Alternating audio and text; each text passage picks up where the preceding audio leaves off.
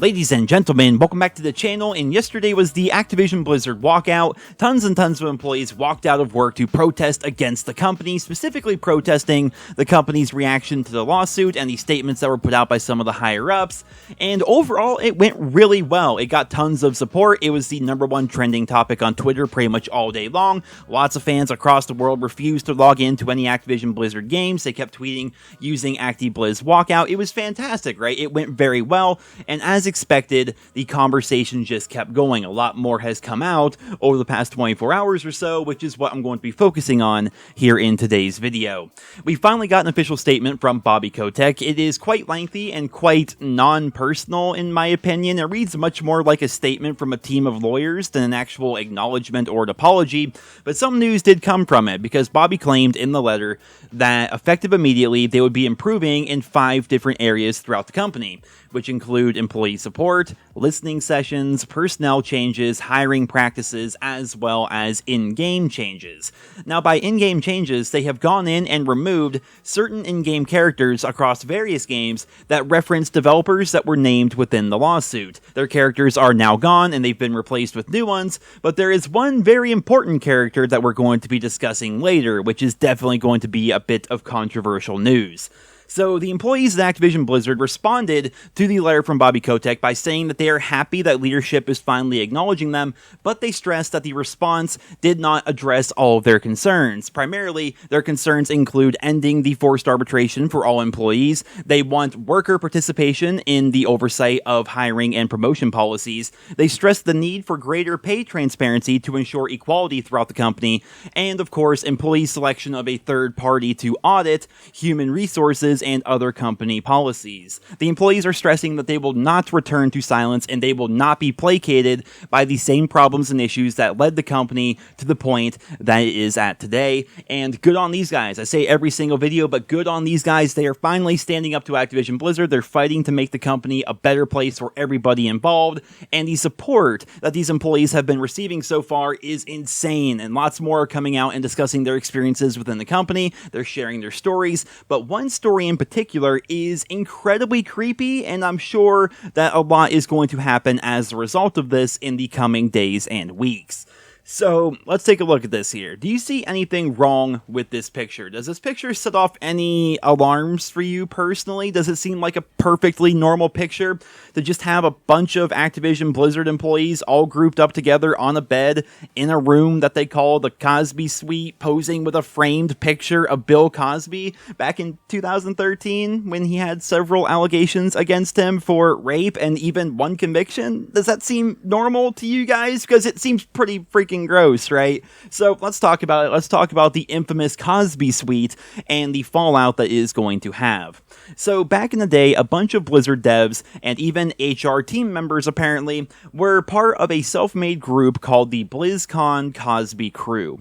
Basically, every BlizzCon they would get a room together and they would call it the Cosby Suite, and they would basically go there to drink a ton and party. Here in this post from Alex Afrasabi, did I pronounce that correctly? Either way, from his Facebook, we see a particularly odd group chat. Dave Kosak is gathering hot chicks for the cause. Alex jokes that he can marry them all because he's Middle Eastern. Jesse McCree then claims that he meant to say fuck them instead of marry them, and yes, that Jesse McCree, we'll be talking about that here in a moment, and Greg Street is also in the chat. Greg Street is currently working at Riot Games on a new MMO, which is actually going to be a competitor to World of Warcraft, but him being named in this group is causing all sorts of grief for him and even his company. He took to Twitter to try to add clarity to the situation. He claims that in this chat right here, Dave Kosak is talking about his own actual wife as well as a female friend. He claims that this is basically just boys talk. It's simply jokes between friends. It wasn't meant to be seen by everyone. It was kind of just like a joke, pretty much. And he also sent out an email to everyone at Riot Games to try to explain the situation even further.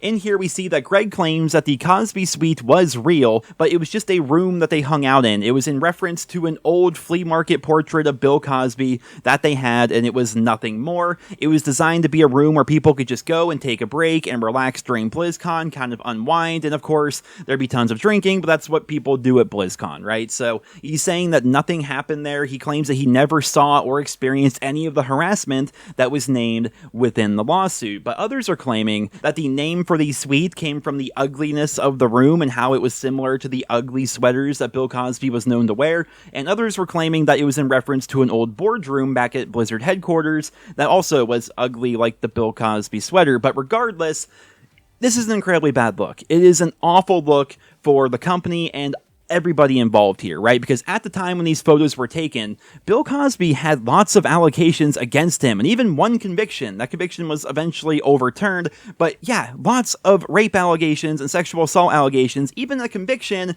and these dudes are posing with a picture of Bill Cosby, and how tone deaf is that? Like, you have to be so tone deaf to have a suite in a hotel and name it the Cosby Suite, pose with a picture of the dude, and then invite tons of people to come and party at the Cosby Suite with you, basically saying, come to the rape room, this is where we're gonna be hanging out tonight, right? It's really weird, and with all the reports about the work environment at Activision Blizzard, the cube crawls, the groping, the harassment, the woman who literally killed herself on a company trip, whose supervisor brought a butt plug with him on that trip, like, it's disgusting, right? This whole thing is disgusting. And what we have here is a group of Blizzard developers, some higher-ups, and even apparently one human resources guy is in this picture. They all have a room together at a convention. They're packing it with tons of alcohol. They're then inviting coworkers, press media, and presumably even fans to come party with them at their Bill Cosby suite. Right? It's creepy as hell, it's weird, and there's definitely a power balance there, because a bunch of single dudes trying to get laid at a party is not in any way abnormal, right? Just go to literally any bar in the country on a Friday night. It's ridiculous, right? But if you're at a convention for your job, and you're trying to get coworkers, press media, and potentially even fans of the games that you make to come party with you in a room that you named after a literal rapist, the writing is on the wall there, right? It's a horrible look. Regardless if anything actually happened in there, we don't know. There have been some accounts claiming that groping went on, or that these guys would try to kiss female coworkers and stuff like that, which was all named within the lawsuit. But as of right now, not a lot overall is known about the Cosby Suite and what actually went on in there. But just for being part of it, one employee's name might be removed from Overwatch. So obviously I'm a Call of Duty channel, but I have covered Overwatch in the past. In fact, I did guide videos for Overwatch back when the game first came out. I really enjoy the game, despite not being that good at it.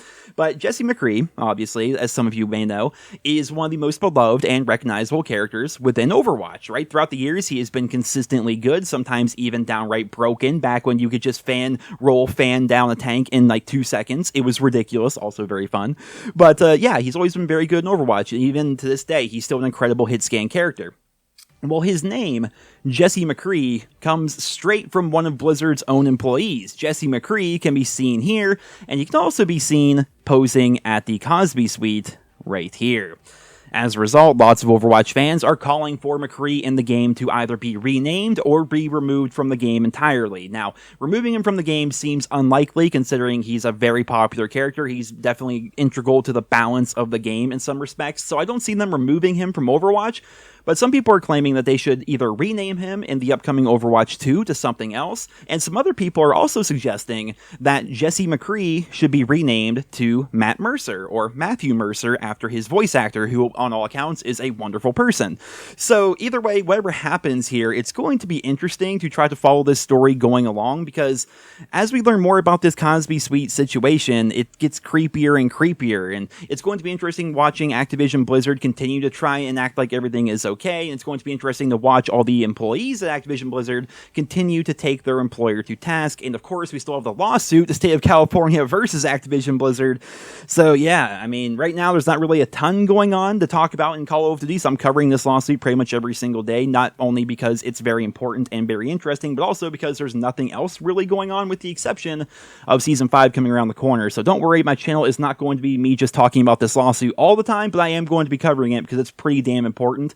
and I don't want to be one of those people that just kind of pretends like this is nothing big and that nothing is actually happening. Like, it's ridiculous. There's some horrible things happening, or have happened at least, at Activision Blizzard, and they're changing the company from the top down, which is great, because hopefully in the end it's going to end up being the work environment that all the developers across all the different Activision Blizzard games can be proud to work in, they can feel safe to work in, and the games, as a result, are going to be better than they were previously, back when that horrible work environment was basically just the norm within the company. But ladies and gentlemen, I hope you all enjoyed today's video. If you did, consider leaving a like, leave your thoughts and feedback on the Cosby Suite down there in the comment section below. Definitely really creepy, really tone deaf, and yeah, it's weird, man. It's weird.